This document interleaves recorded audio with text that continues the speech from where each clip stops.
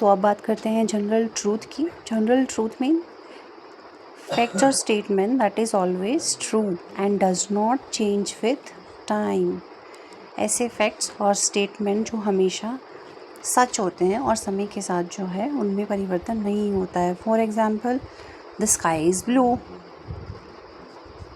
Sky हमेशा blue ही रहने वाला है, that is not going to change. Milk is white, वो भी हमेशा वाइट ही रहेगा, that is not going to change. The sun rises in the east, ये भी जनरल ट्रूथ है, ठीक है। The sun is not going to rise from north और west side. Next comes regular actions. Regular actions means actions that happen repeatedly or regularly to a routine or habit. जो चीज़ आप regularly करते हो। For example,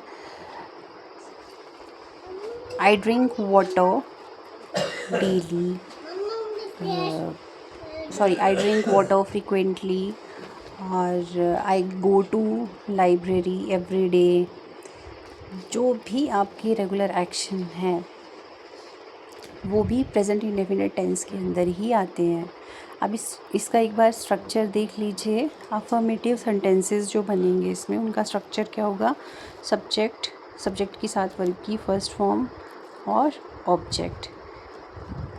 यहाँ पर जो है एक चीज़ आपको याद रखनी है कि जब हमारा सब्जेक्ट ही, शी, इट या सिंगुलर होगा तो हम वर्ब की फर्स्ट फॉर्म के साथ हमेशा एस और ई एस ऐड करेंगे। यहाँ पे देखिए एग्जाम्पल भी दिए आपको, ही प्लेज क्रिकेट। यहाँ पर देखिए ही प्लेज क्रिकेट, हमारा सब्जेक्ट ही है, और यहाँ पे मैंने आप लोगों के लिए जो है नोट बनाया है कि ऐड एस और E S with he, she, it. तो यहाँ पे हमारा सब्जेक्ट ही है, तो इसलिए वर्ब की फर्स्ट फॉर्म के साथ हमने क्या ऐड किया? S. He plays cricket, I go to school. ये था हमारा अफर्मेटिव का स्ट्रक्चर। अब हम बात करते हैं नेगेटिव की।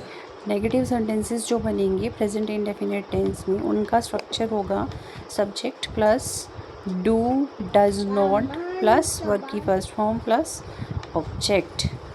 यहाँ पे आपको एक चीज़ याद रखनी है कि जब हमारा सब्जेक्ट आई, वी, यू, दे होगा तो आपको डू का यूज़ करना है। जब सब्जेक्ट हमारा ही, शी, इट या सिंगुलर होगा तो हमें डज़ का प्रयोग करना है। यहाँ पे देखिए, he does not play cricket.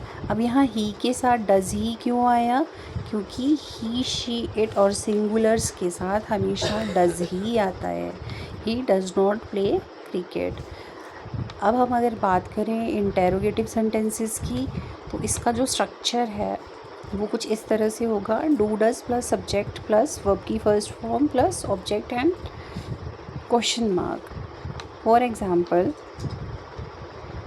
Do you play football? Sorry, मैं इसमें क्वेश्चन मार्क लगाना भूल गई, यहाँ पे क्वेश्चन मार्क आएगा। तो डू यू प्ले फुटबॉल, क्या आप फुटबॉल खेलते हो? यहाँ पे क्योंकि जो हमारा डू यू प्ले, मैंने जैसे कि बताया था आई, वी, यू, दे के साथ डू का ही प्रयोग होता है, इसलिए हमने डू का यहाँ पे प्रयोग किया। डू यू प्ले फुटबॉल या डज़ ही प्ले फुटबॉल।